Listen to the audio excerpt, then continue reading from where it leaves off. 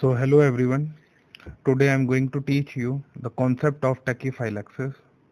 What is tachyphylaxis? Which drug produces tachyphylaxis? And what is the mechanism of action of tachyphylaxis? Before going to understand tachyphylaxis, I'm going to revise you one concept that whenever action potential reaches to the presynaptic neuron, the synaptic vesicle which is there in presynaptic neuron gets attached to the presynaptic membrane and releases neurotransmitter in the synaptic cleft. Once the neurotransmitter comes in synaptic cleft, the neurotransmitter will bind to the receptor which is present over the surface of postsynaptic membrane and few receptors which are present presynaptically.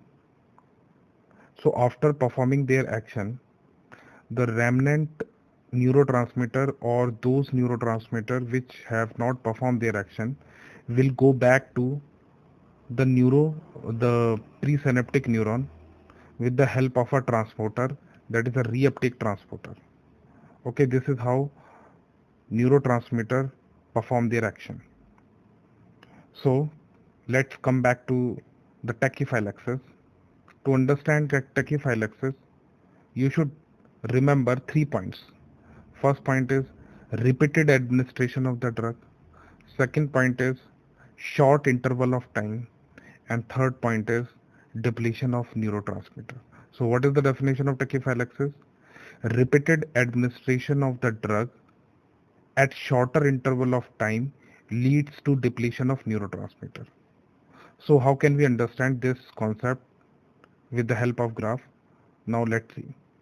On x-axis we have the drug and the dose. On y-axis we have the response of the drug. Okay, so in this graph we have used ephedrine.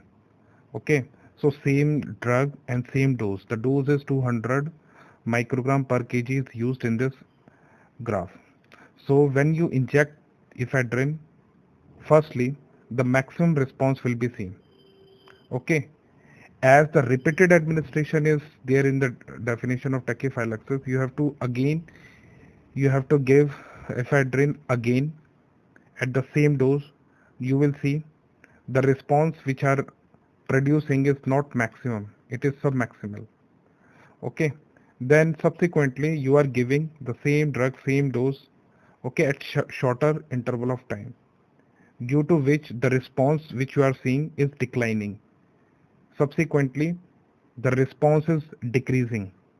So why the response is decreasing? Due to depletion of neurotransmitter. If you are constantly stimulate a nerve, what will happen? The neurotransmitter will get deplete, and the action whatever we are seeing in this graph is due to the neurotransmitter. Okay, so the concept says if you give any drug repetitively at shorter interval of time, the response will decrease due to the depletion of neurotransmitter. Okay, thank you everyone.